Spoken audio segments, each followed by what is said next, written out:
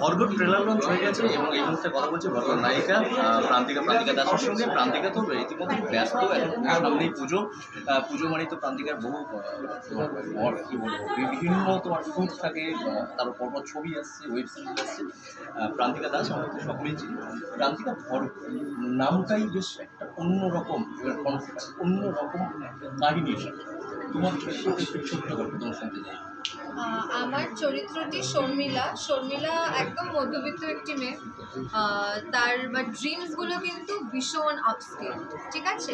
আর আমাদের এই সোসাইটি যেরকম মানে বড় বড় ড্রিমস দেখলেই সেখানে তালা, কারণ মেয়েরা বেশি উঠতে পারবে না, মেয়েরা মানে যদি উইংস দেখা যায় উইল কাট ইউর উইংস, তো এই একটা মনোভাব সবসময়ই থেকে যায়। তো she is breaking all the taboos, Sharmila will break all the taboos. আর সে বাবাকে সব থেকে আগে রাখে, কারণ তার মা নেই, তার বাবাই তার কাছে মা, বাবাই বাবা।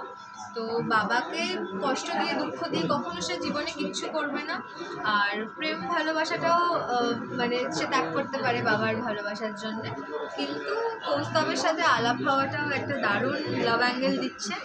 আর তার সাথে সাথে ভালোবাসাটাই কিন্তু তার জীবনের সব থেকে মানে বড় মিস্টেক হয়ে দাঁড়ায়। এবার কী হয় বিয়ের পর, লাইফটা কীভাবে চেঞ্জ হয় সারা জীবনের জন্য, মেয়েটা কীভাবে স্কার্ড হয়, তারপরে সে আবার কী করে কামব্যাক করে, এটা নিয়ে কিন্তু পুরো মেয়েটার জার্নি নিয়েই ভর্গ।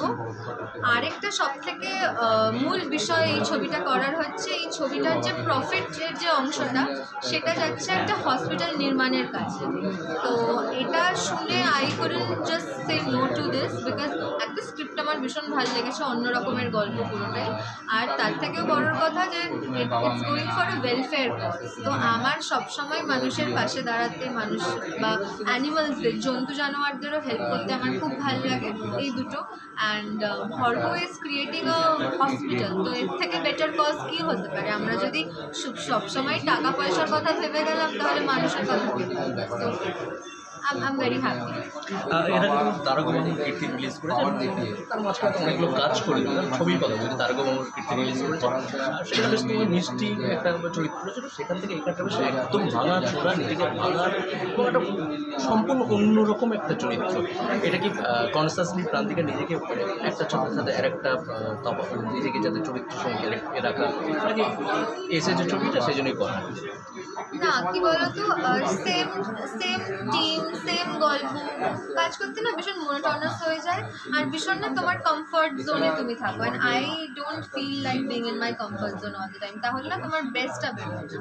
মানে কনস্ট্যান্টলি যদি আমি শুধু বাংলাতেই কাজ করতে থাকি, same director, same team, same technician, same script, কখনো না সেই তোমার মধ্যে অ্যাকচুয়ালি যে মানে অভিনেতাটা লুকিয়ে আছে সেটা কখনো বাইরে আসে না। তো আমার মনে হয় it's good to challenge good scripts, challenge good other states also. আমার মনে হয় যে আমি সব রকম ল্যাঙ্গুয়েজে কাজ করতে চাই, বিট সাউথ তো করছি, সাউথ, হিন্দি, তার পাশাপাশি আমি আরবিয়ান ল্যাঙ্গুয়েজ করতে চাই, আমি আমাদের ইন্ডিয়ার পাঞ্জাব করতে চাই, কোরিয়া ফিল্মস করতে চাই, সাউথের বিভিন্ন ল্যাঙ্গুয়েজ, আমি সব রকম জায়গায় এক্সপ্লোর করতে চাই, because that will help me two be a better actor.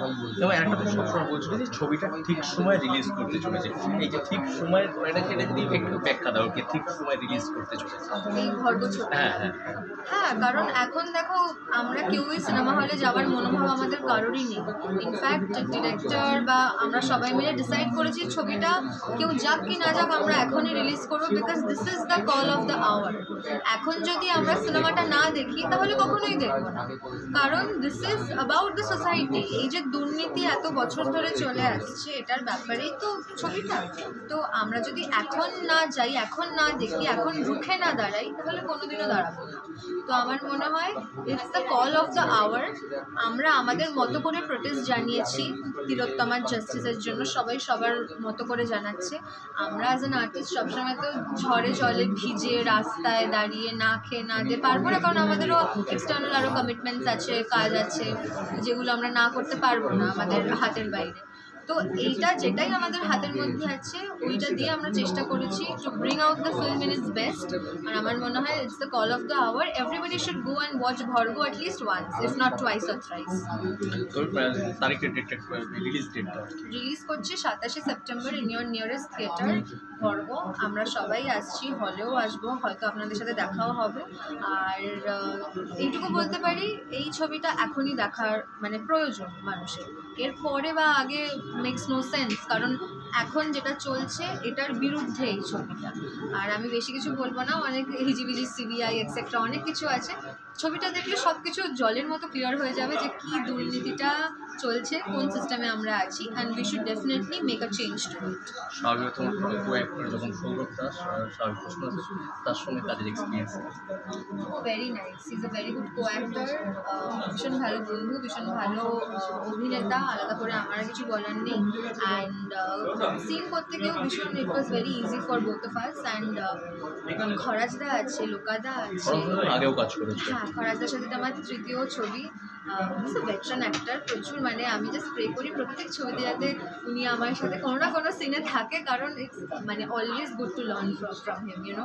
উনি মানে বলে দেয় যে প্রান্তিকা বাবু তুই এটা না করে এটা কর, and it's always so good, মানে এক একটা সিনে এক একটা জিনিস শিখেছি ওনার থেকে। অ্যান্ড অল ওভার মানে পুরো বিষয়টা, মানে প্রডিউসার, ডিরেক্টর, বাকি যারা অভিনেতা আছে, টেকনিশিয়ান দাদারা যারা আছে, everybody have been so nice, সব এত ফ্রেন্ডলি, কাজ করতে ভীষণ মজা হয়েছে, এটুকু বলতে পারি। যদিও আজকে পর্ব নিয়ে আড্ডা দিচ্ছি, তাও তো তোমার পেয়েছি যখন ভুল ভুলাইয়া 3 করতে হবেই আর কি। সেখানে সব জায়গায় দেখেছি বিভিন্ন এখন সর্বত্র আর কি বাইকে ছোট্ট আর কি কার্তিক এক্সপিরিয়েন্সটা একটু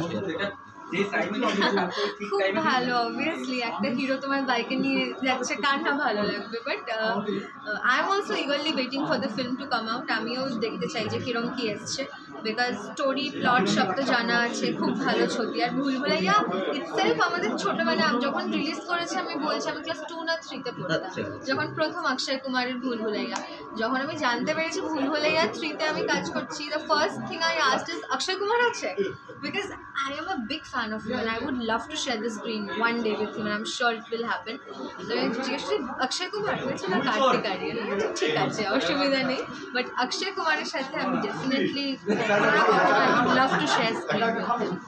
প্রান্তিকা পুজোতে তো প্রচুর হোর্ডিং এদিকে সেদিকে বিভিন্ন জায়গায় থাকে, আপনার ওয়েব সিরিজ আসছে, প্রথমে রিলিজ করে গেছে, আসছে আর কি কাজ যদি ছোট্ট করে একটু করে দেন। ওয়েব আসছে, বাংলা ছবি আসছে, হিন্দি ছবি আসছে, ভুলভুলাইয়ার পাশাপাশি অন্য ছবিও আসছে, সাউথের ছবি আসছে, রিয়ালিটি শো আসছে, কিন্তু এখনও সেসব বলতে পারবো না সব কিছু, কারণ এখনও মানে টকিং টার্মসে আছি, খুবই একটা ইনিশিয়াল একটা জায়গায় আছে। সো আই এম শিওর খুব তাড়াতাড়ি যখনই সব আসবে আনন্দ সংবাদের মাধ্যমে তোমরা জানতে পারবে, সেটার জন্য আলাদা আড্ডা দেবো আর কি। প্রান্তিকা অনেক অনেক ধন্যবাদ। আজকে যেহেতু পর্ব নিয়ে অন্য প্রশ্ন আর বেশি কিছু করা হবে না, অনেক অনেক তোমার শুভেচ্ছা রইল এই ছবিটার জন্য, নিশ্চয়ই তোমার সাকসেস পাবে এবং তুমি নিজেকে ভেঙেছো সেই এবং ক্রিটিক্সের দিক থেকেও তুমি সফলতা পাবে। আই এম রিয়েলি এক্সাইটেড, আমি আই ওয়ান্ট টু নো লোকেরা দেখার পর লোকেদের রিয়াকশনও আমি জানতে চাই। সো আমি ভীষণভাবে এক্সাইটেড ছবিটা নিয়ে। আর it's a call of the hour, আমাদেরকে সবাইকে একত্রিত হয়ে এরকম ধরনের ছবি আরও বেশি করে বানানো উচিত, আরও বেশি করে হলে গিয়ে এরকম ধরনের ছবি দেখা উচিত, রাদার দ্যান ছাপোসা মানে মানে এভরিডে কমার্শিয়াল সিনেমা বা এভরিডে একটা যে আমরা লাভ স্টোরি, এইসব ছাড়া আমাদের এইসব ছবির উপর বেশি গুরুত্ব দেওয়া উচিত। Thank you so much. Thank you so much.